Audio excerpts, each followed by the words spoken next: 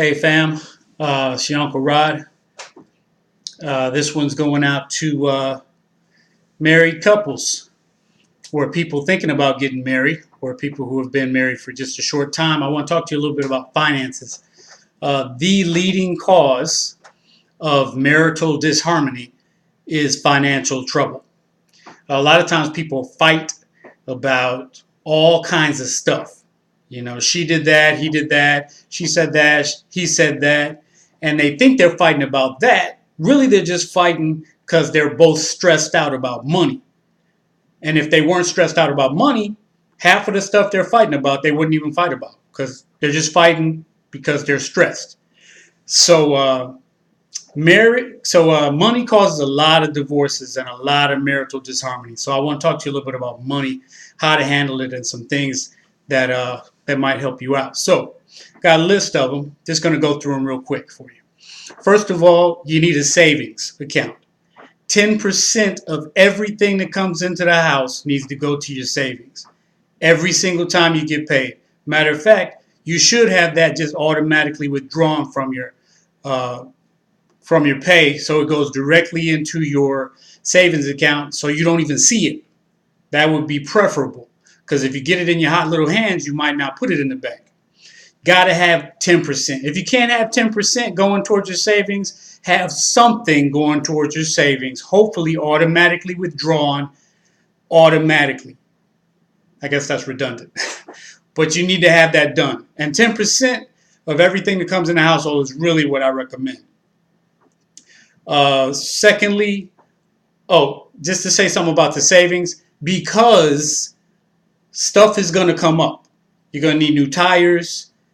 Something's going to happen to your car. You're going to have some kind of unexpected expense. Your water heater is going to blow up. Your clothes, something's going to happen to all your clothes. You're going to have to buy new clothes. Something. I don't know what. But something's going to come up and you're going to need a savings account. Don't touch the savings account unless it's an emergency. All right? So that's what a savings account is for. You try not to touch it ever. But if you absolutely have to, then only in an emergency.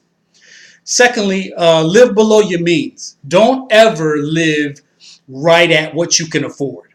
All right? I can afford this much car, so I'm going to get this much car. No, if you can afford this much car, you need to get this much car. If you can afford this much apartment, you need to get this much apartment. Don't ever stretch yourself all the way to what you can afford. Always live below your means. That means at the end of the month, you're going to have some money left over. If you live all the way at your means, at the end of the month, you will be totally broke and you will be frustrated and you will be arguing. So always buy less than you can afford. All right? Another thing, when buying a car,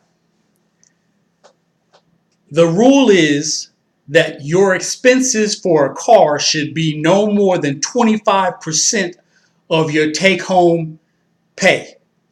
All right? So you need to look at what your take-home pay is, and you should not be spending any more than 25% of that on all of your car expenses.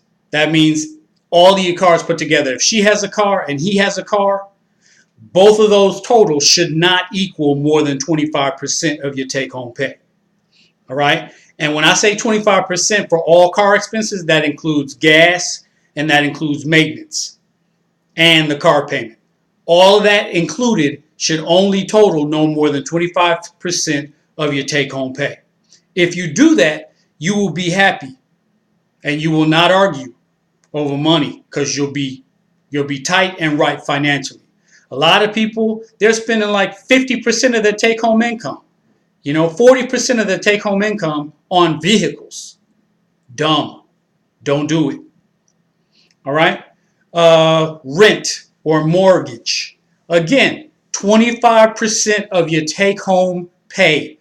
No more than 25% should be spent on rent or mortgage. And that would include not just the rent, but also the homeowner's insurance or the rental insurance is included in that 25%. All right? So if you're doing 25% on vehicles and 25% on housing, you still got 50% left over. And that's groceries and clothing and everything else you need, right? If you're going over 25% on either one of those things, you're being dumb. Don't do it. All right. Next, start small. You can afford this, but don't get this. Get that, right? Start small. You don't need to have everything your parents have. Your parents are 50-something years old and you just got married. You want everything they have because you just moved out of their house, so you want to have everything that you used to have. It took them a lifetime to get everything that they have. You think you're going to have everything your parents have immediately? No.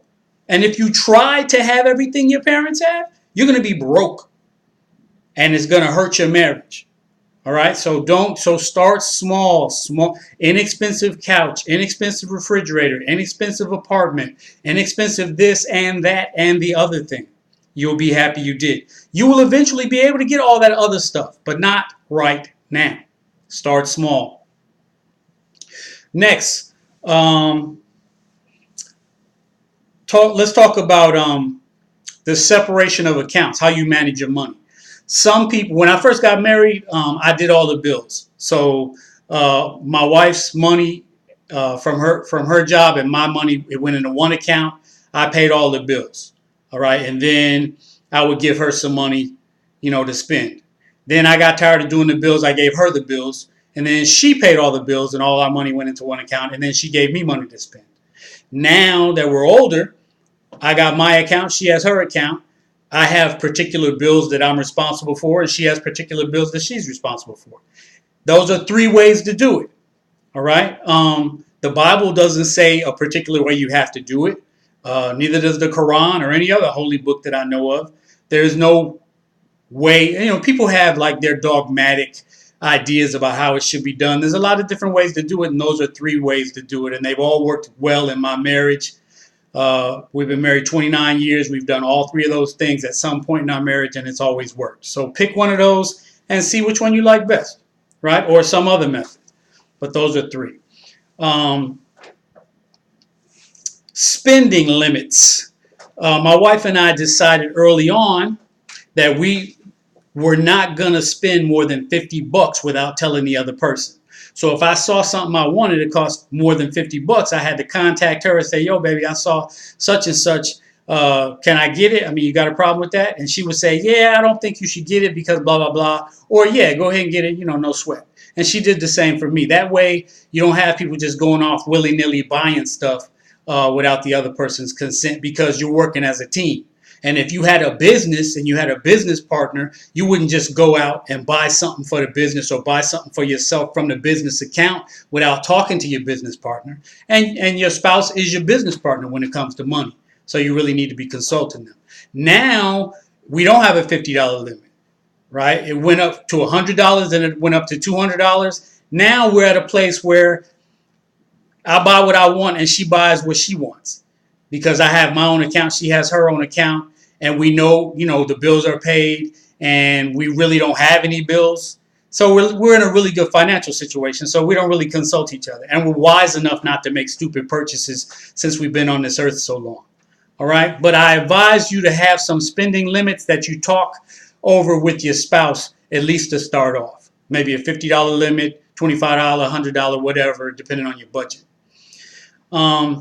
Last but not least, let's talk about kids. Kids are crazy expensive. Right now in Florida, where we live, a poor, crappy daycare is like $100 or below. A mid-range daycare is about $250 a week. And then a high-end daycare is $300 a week or more. So if you want to put your kid in a mid-range, decent daycare, not that great, but pretty decent, that's $250 a week. That's $900 a month. That's basically $1,000 a month. That's just daycare. That ain't diapers. That ain't food. That's not medical expenses. That's not, clothing that they're going to be growing out of every month. That's just daycare. All right. So I advise that you do not have any kids until you are at a place to where you have an extra $1,000 or so a month that you can allocate just towards your kid.